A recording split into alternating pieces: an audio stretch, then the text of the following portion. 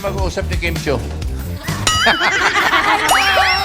Raisa May Dizon, napilitang mag-hi kay Kim Chiu, Joey De Leon, binuksan ang issue, Alan Kay napatakip sa bibig sa live TV, usap-usapan ngayon ang isang nakakagulat na eksena sa Eat Bulaga matapos mabanggit ang pangalan ni Kim Chiu habang live ang programa. Matapos ang naging biruan kamakailan ni na Vice Ganda at Vic Soto, isa na namang sandali ang naging sentro ng usapan ng mga manonood.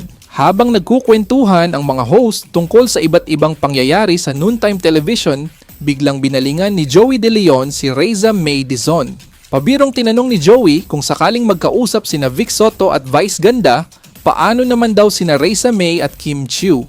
Halatang nabigla si Raisa sa tanong. Napansin din ng maraming nanonood ang reaksyon ni Alan Kay na agad napasapo sa kanyang bibig na tila hindi inaasahan ang magiging usapan. Dahil sa biglaang sitwasyon, ngumiti na lamang si Raisa at kumaway sa kamera habang sinasabing, "Hi, Ate Kim!"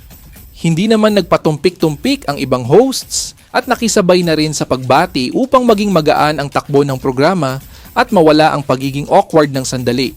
Dahil dito, agad na nag-viral ang naturang eksena at umani ng iba't ibang reaksyon online. Marami ang nagtanong kung bakit nga ba idinugtong ang pangalan ni Kim Chiu kay Raisa May. Ang tinutukoy ng ilang netizens ay isang lumang viral video kung saan nagkaroon ng biruan sa isang event. May ilang viewers noon ang nagsabing hindi maganda ang dating ng biro kay Raisa. Habang ang iba naman ay naniniwalang normal lamang iyon at wala namang masamang intensyon. Hanggang ngayon ay wala namang pampublikong pahayag na nagpapakitang may hindi pagkakaunawaan ang dalawa. Kaya para sa maraming netizens, posibleng biro lamang ang naging tanong ni Joey upang magpasaya ng audience. Gayunpaman, dahil sa lumang viral clip, mabilis itong naging usap-usapan sa social media. Iba-iba rin ang naging opinyon ng publiko. May nagsabing nakatulong ang simpleng pagbati ni Raisa upang ipakitang wala siyang sama ng loob. May ilan namang naniniwalang hindi na sana ito binuksan sa live television dahil maaaring magbigay lamang ito ng panibagong usapan sa social media. Sa ngayon, wala pang naging tugon si Kim Chiu tungkol sa naging pagbati ni Raisa May at wala ring pahayag na nagpapatunay na may alitan ang dalawa. Kaya nananatiling haka-haka lamang ang maraming kumakalat na kwento online. Kayo, ano ang masasabi ninyo sa naging eksena?